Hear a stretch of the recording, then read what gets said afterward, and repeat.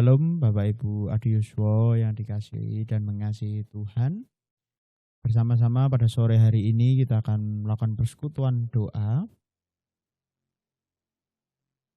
Walaupun secara online, namun kiranya kita senantiasa masih saling terikat satu dengan yang lain secara iman kita. Dan semakin hari kita semakin dekat. Bapak Ibu saudara-saudara Adiyuswo yang dikasihi oleh Tuhan kita Yesus Kristus. Pada sore hari ini kita akan bersama-sama merenungkan firman Tuhan. Namun sebelum merenungkan firman Tuhan, mari kita menghadap Tuhan dengan menaikkan doa kita. Mari kita berdoa. Tuhan yang ada di sorga, selamat sore ya Bapa. Kembali Tuhan kami anak-anak-Mu, para Adiyuswo ini menghadap Engkau. Tuhan, pada saat ini kami bersama-sama akan mendengarkan sapaan firman-Mu. Kiranya sapaan firman-Mu ini semakin menguatkan kami, semakin menjadi cerminan dalam kehidupan kami. Sehingga firman-Mu dapat kami lakukan di dalam setiap kehidupan kami. Hamba-Mu yang akan menyampaikan firman-Mu, Tuhan juga urapi, sehingga setiap kata yang keluar dari mulut hamba-Mu ini adalah seturut dan sesuai kehendak Tuhan saja. Terima kasih ya Tuhan, dalam anak-Mu, Tuhan kami Yesus Kristus, kami siap untuk mendengarkan firman-Mu. Haleluya. Amin. Bapak Ibu Adiyuswo yang dikasihi dan mengasihi Tuhan, pada sore hari ini kita akan bersama-sama mendengarkan firman Tuhan dengan tema kesengsaraan dan pengorbanan Tuhan Yesus. Kesengsaraan dan pengorbanan Tuhan Yesus pada saat ini kita dasari dari Filipi 2. Filipi 2 ayat yang ke-8.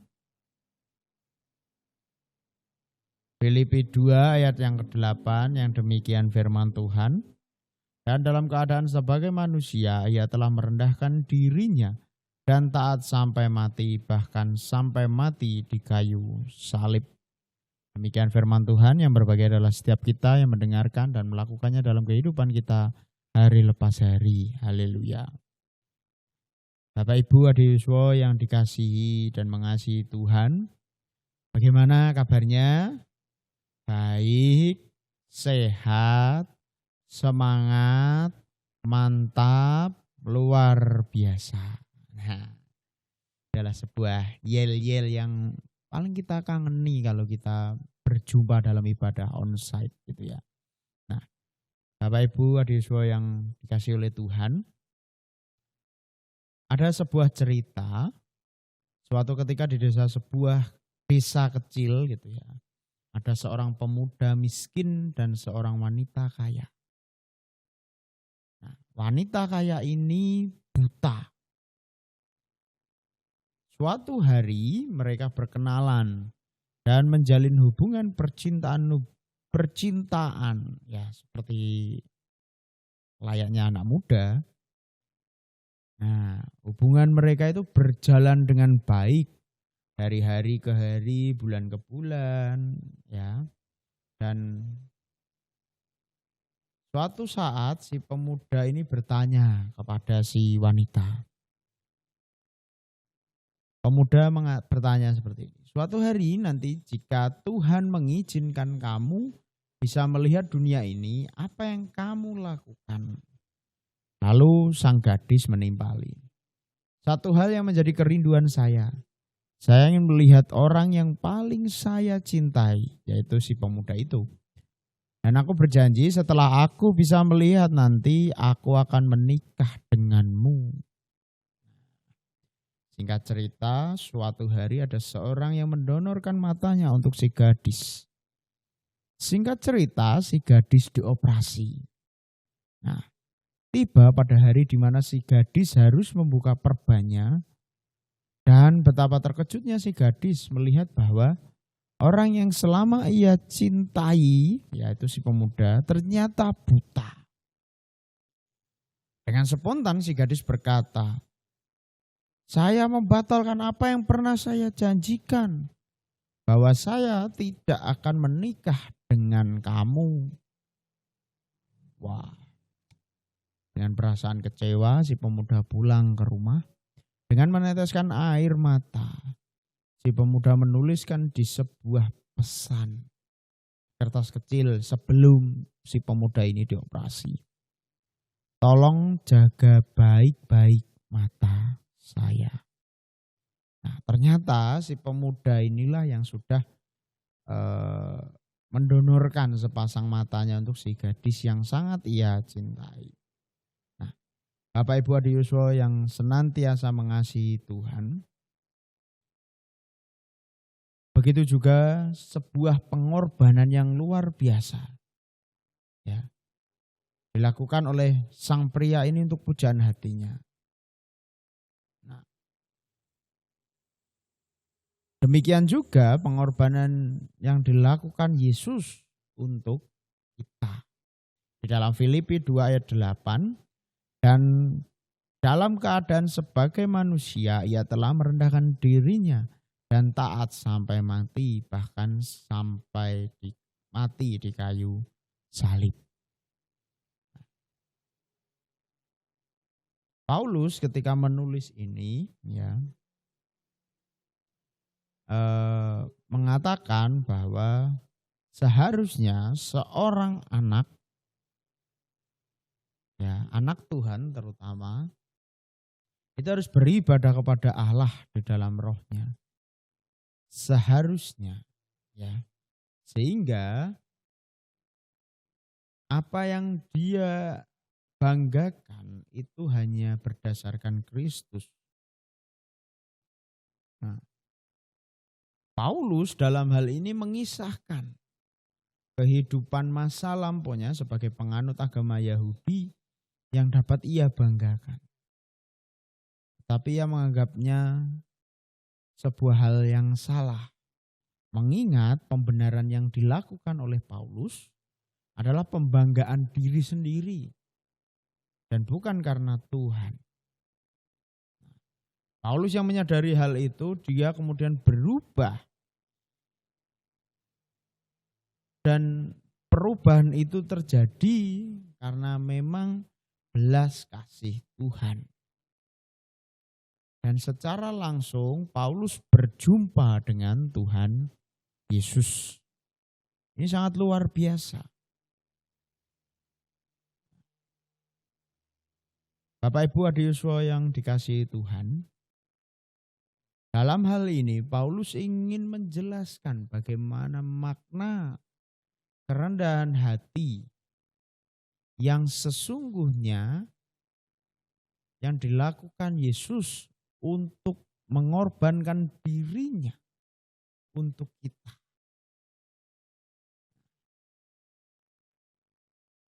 Makna kerendahan hati itu banyak definisinya. Nah, kerendahan hati sebenarnya yang ingin dimaksud adalah kerendahan hati yang benar. Kerendahan hati yang bagaimana ini? Kerendahan hati yang bersikap, ya, bersikap batiniah. Berbicara mengenai hati, ini berarti berbicara mengenai hal batiniah. Dalam bahasa Yunani, kata hati lebih sering diterjemahkan kardia. Bukan hanya perasaan tetapi juga pikiran, kehendak, keinginan. Nah, maka dari itu dapat dikatakan bahwa hati adalah bagian diri seseorang yang memuat keinginan atau tempat di mana kehendak seseorang berada atau berasal. Hati inilah yang dipahami sebagai motor penggerak seseorang berbuat sesuatu. Jadi dapat kita pahami bahwa ketika seseorang mau dengan sukarela, ya, dengan sukarela berbuat baik, berarti memang dasarnya sudah baik, kehendak keinginannya juga sudah berjalan dengan baik. Nah, namun ada orang yang dalam hatinya itu sudah buruk, tidak baik gitu ya, pasti yang dilakukannya juga tidak baik.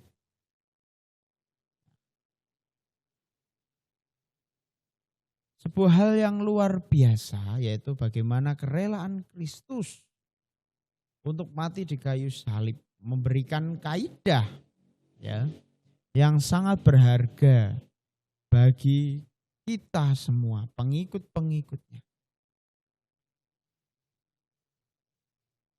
Nah, ketika Kristus sampai rela taat sampai mati, ini memberikan pengorbanan yang luar biasa.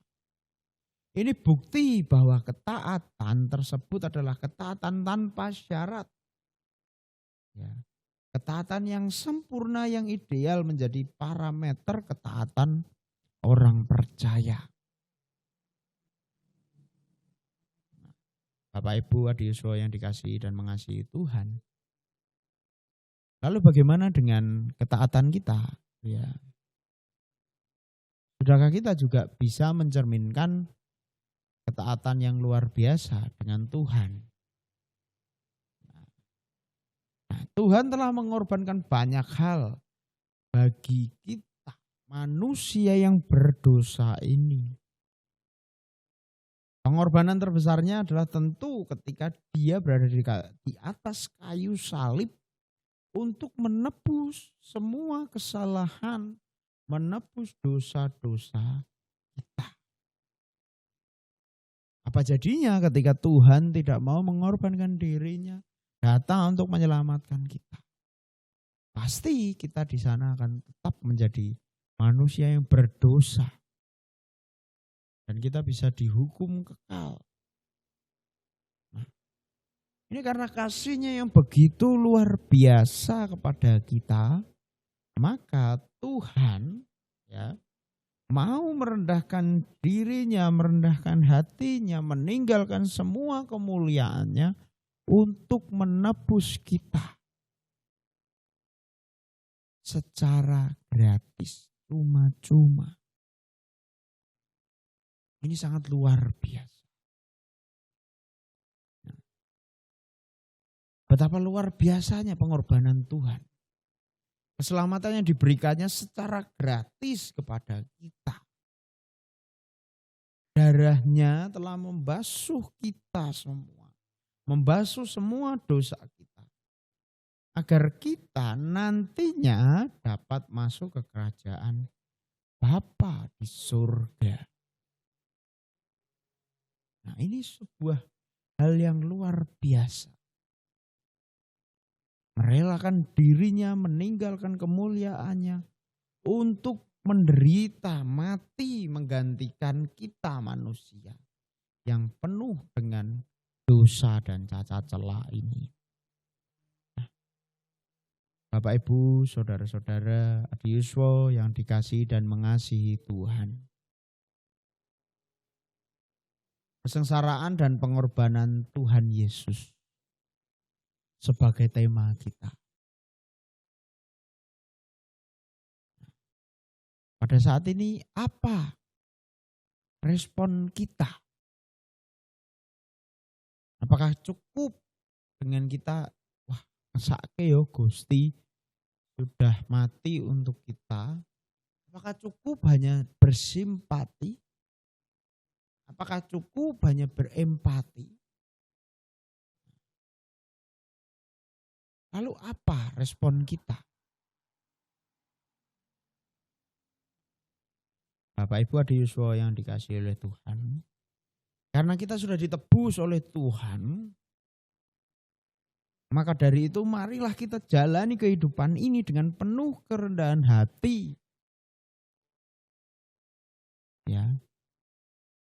Tahu bagaimana kita seharusnya melakukannya. Seperti yang dilakukan Yesus yang merendahkan dirinya untuk menebus kita. Sikap kerendahan hati yang benar, yang digerakkan oleh kesadaran bahwa Allah lah yang menentukan semua kehidupan kita. Jadi bukan diri kita sendiri. Kita harus ingat bahwa kehidupan kita ini semuanya sudah diatur oleh Tuhan. Semuanya sudah disiapkan dengan baik oleh Tuhan. Maka dari itu kita yang menerima itu haruslah memiliki kerendahan hati, mau menerima. Ya. Berangkat dari kesadaran bahwa kita ini adalah seorang hamba. Seorang hamba itu yang bagaimana sih? Seorang hamba itu adalah manut kepada tuannya. Sendika dawuh dengan tuannya. Nah, itu adalah hambanya. Nah, kita setiap orang percaya pada saat ini harus mau merendahkan diri kita sepenuhnya kepada Tuhan. Kerendahan hati ini adalah sikap kita. Membuat kita semakin hari semakin lebih baik. Untuk bisa lahir baru. Jadi ketika Tuhan memberikan nyawanya untuk kita, kita sudah siap menerima anugerah itu. Bapak Ibu Adiuswo yang dikasih dan mengasihi Tuhan.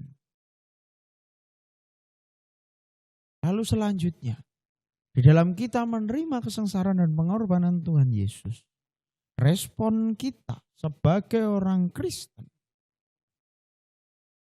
haruslah semakin hari semakin bersekutu dengan Tuhan. Tidak lagi membuka peluang, ya. Tidak lagi membuka peluang mencari keuntungan-keuntungan yang lain, transaksional. Nek aku ngasih segini persembahan ke Tuhan, kira-kira Tuhan ngasih aku apa? Jangan kemudian kita ambil transaksional itu. Itu namanya membuka peluang, mencari keuntungan. Nah, padahal Tuhan yang dengan penuh kasih setia memberikan nyawanya untuk kita.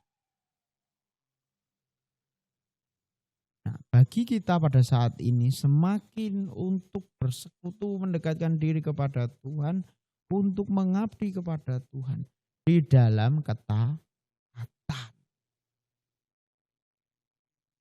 Sehingga ketaatan yang benar inilah yang dikehendaki Tuhan untuk menggenapi rencana Tuhan atas diri kita hadir di dunia ini. Nah, mari Bapak Ibu Jemaat Adiuswo yang dikasihi oleh Tuhan. Kita harus menyadari bahwa pengorbanan yang dilakukan oleh Tuhan Yesus secara cuma-cuma untuk kita tidak sia-sia terjadi dalam kehidupan kita. Kita respon di dalam kehidupan kita dengan kerendahan hati senantiasa kita sebagai orang-orang percaya, sebagai murid-murid Kristus, sebagai anak-anak Allah, memancarkan kasih Tuhan Allah di tengah kehidupan kita. Mari kita lakukan itu dengan sungguh-sungguh berangkat dari kerendahan hati seperti yang Yesus lakukan untuk kita. Kiranya Tuhan memberkati kita. Amin. Saat teduh untuk kita semua.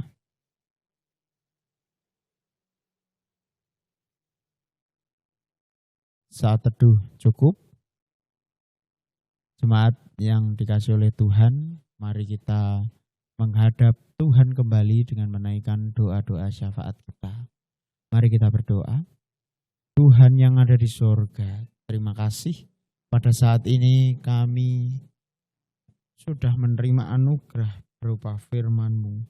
Kiranya firman-Mu pada saat ini senantiasa mengingatkan kami, supaya kami senantiasa bisa memunculkan kerendahan hati, senantiasa bisa memancarkan kasih Tuhan di tengah kehidupan kami.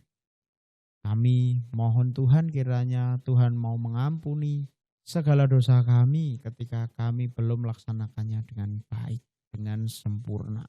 Tuhan yang ada di sorga, pada saat ini izinkan kami untuk menaikkan doa-doa syafaat kami. Kami berdoa Tuhan untuk Bapak Ibu Adi Yuswo, terkhusus untuk Bapak Adi Yuswo GKJ Wijen Tuhan. Kiranya Tuhan mau berkati, Tuhan mau gendong mereka di dalam usia lanjut mereka. Tuhan berikan berkat-Mu, berikan kesehatan-Mu untuk mereka, sehingga senantiasa mereka terus bisa memuji dan memuliakan Engkau. Kami berdoa Tuhan juga untuk keluarga-keluarga yang dengan penuh kasih setia melayani jemaat-Mu. Tuhan yang ada di surga, pada saat ini kami juga berdoa untuk gereja-Mu GKJ Wijen. Kiranya Tuhan mau berkati gereja-Mu ini, Tuhan berkati setiap rencana program yang ada. Tuhan berkati Bapak Ibu majelis yang dengan penuh kasih setia melayani jemaat-Mu di sini. Tuhan yang ada di surga, kami juga berdoa untuk bangsa dan negara kami Indonesia. Kiranya Tuhan mau memberkati bangsa kami. Tuhan jauhkan dari segala macam bahaya. Tuhan berikan penghiburan bagi saudara-saudara kami yang terkena bencana alam, baik musibah tanah longsor, banjir bandang, gempa bumi, dan lain sebagainya. Tuhan berikan penghiburan bagi saudara-saudara kami. Tuhan gantikan yang lebih baik berkat untuk mereka. Tuhan kiranya mau mengetuk hati saudara-saudara kami supaya bisa saling membantu satu dengan yang lain. Tuhan, pada saat ini kami juga berdoa bagi Bapak Presiden dan Bapak Wakil Presiden dan setiap jajarannya untuk senantiasa menghadirkan damai sejahtera bagi bangsa Indonesia ini. Kami serahkan bangsa kami ini ke dalam tangan kasih-Mu. Biarlah Tuhan sendiri yang mempunyai rencana bagi bangsa kami. Terima kasih ya Tuhan, terima kasih. Masih banyak keinginan dan syafaat yang ingin kami sampaikan, namun Tuhan sudah mengerti dan yang terbaik bagi kami. Terima kasih ya Tuhan. Dalam anak-Mu Tuhan kami Yesus Kristus, kami naikkan doa syafaat kami. Haleluya. Amin. Bapak Ibu Adi Yuswo yang dikasihi dan mengasihi Tuhan, demikianlah persekutuan doa kita. Kiranya kita senantiasa diberikan kesehatan oleh Tuhan dan senantiasa menjaga kesehatan di era pandemi seperti ini. Terima kasih. Shalom dan Tuhan memberkati kita semua. Amin.